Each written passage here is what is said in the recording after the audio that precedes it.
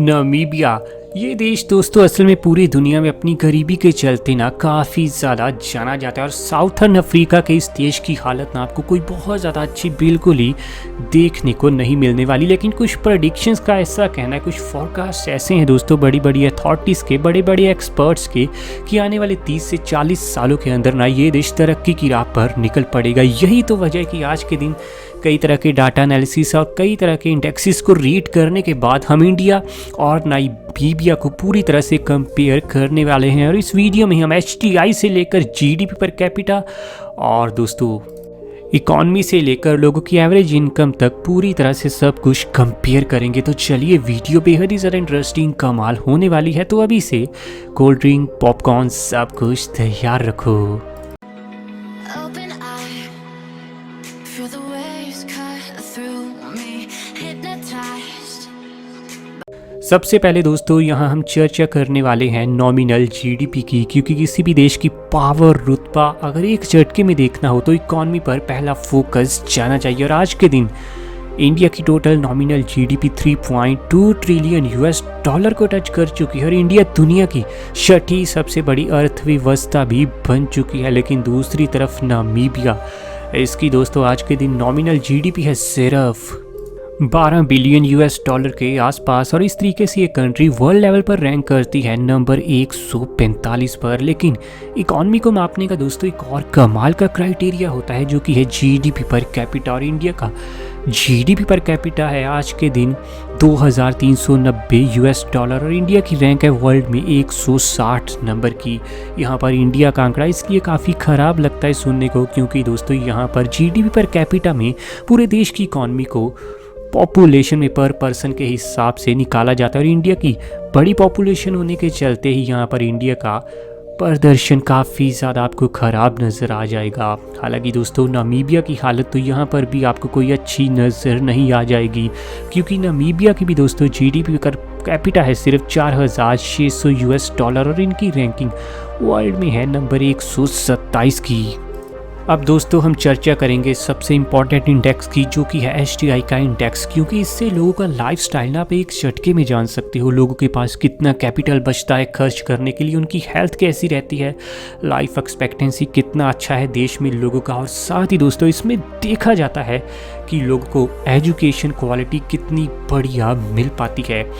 इन सभी चीज़ों को देखा जाता है दोस्तों HDI की रिपोर्ट तैयार करते समय। और लेटेस्ट रिपोर्ट के अनुसार इंडिया का HDI का स्कोर है 0.645 और इंडिया की रैंक है वर्ल्ड लेवल पर 131 नंबर की। तो वहीं दूसरी तरफ नामीबिया का दोस्तों आज के दिन HDI का ताज़ा स्कोर निकला है 0.646 और ये आती है कंट्री मीडियम HDI के लिस्ट में और इनकी रैंक है वर्ल्ड में 130 नंबर की। चलिए दोस्तों आगे बढ़ते हैं। अब सर हम चर्चा करते हैं दोनों ही देशों के एरियाज़ के बारे में।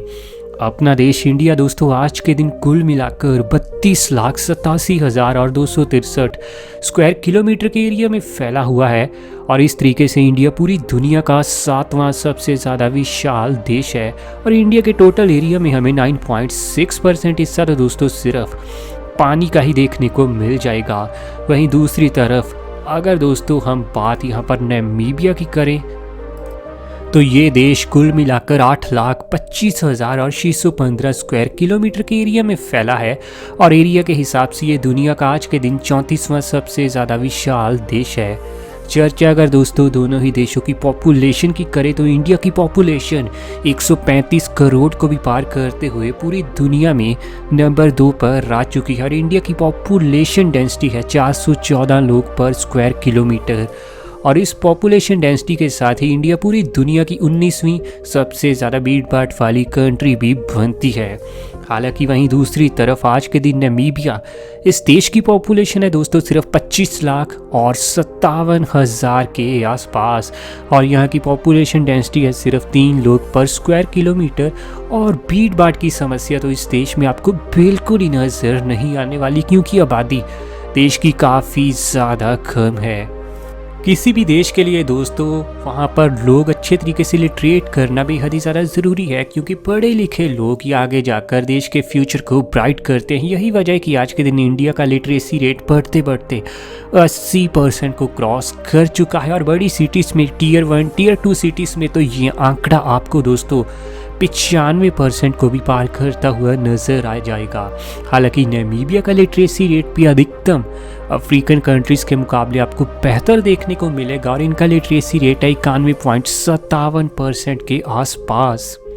आगे बढ़ते हुए दोस्तों अगर हम थोड़ी अब चर्चा पॉवर्टी रेट की करें तो आज के दिन ना सिर्फ इंडिया ना सिर्फ अफ्रीका कॉन्टिनेंट बल्कि पूरी दुनिया ही ना गरीबी की समस्या से जूझ रही है, स्पेशली कोविड के चलते। इंडिया में दोस्तों आज के दिन पॉवर्टी रेटिंग की लेटेस्ट रिपोर्ट के अनुसार गरीबी की समस्या से परेशान है 20.22% पॉपुलेशन, यानी हर 100 में से 20 से 22 लोग तो इंडिया में आपको पूरी तरह से गरीबी में घिरे हुए नजर आ जाएंगे। वहीं नामीबिया इस अफ्रीकन कंट्री में दोस्तों पॉवर्टी रेटिंग है तकरीबन 32.44%, यानी हर 100 में से 32 लोग तो दोस्तों इस देश में आपको पूरी तरह से गरीब ही नजर आने वाले हैं।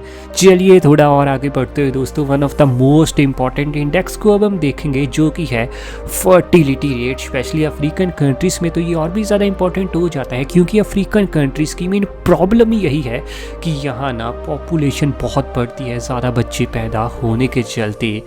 इंडिया का दोस्तों आज के दिन फर्टिलिटी रेट है 2.15 बर्थ पर वुमेन, यानी एक महिला एवरेज तौर पर इंडिया में 2 बच्चों को पैदा करती हुई नजर आ जाएगी। वहीं नामीबिया इस देश का दोस्तों ताज़ा आंकड़ों के अनुसार फर्टिलिटी रेट है 3.34 बर्थ पर वुमेन, यानी एक महिला आज के दिन नामीबिया देश में तकरीबन 3 से 4 बच्चों को पैदा करती हुई नजर आ जाएगी।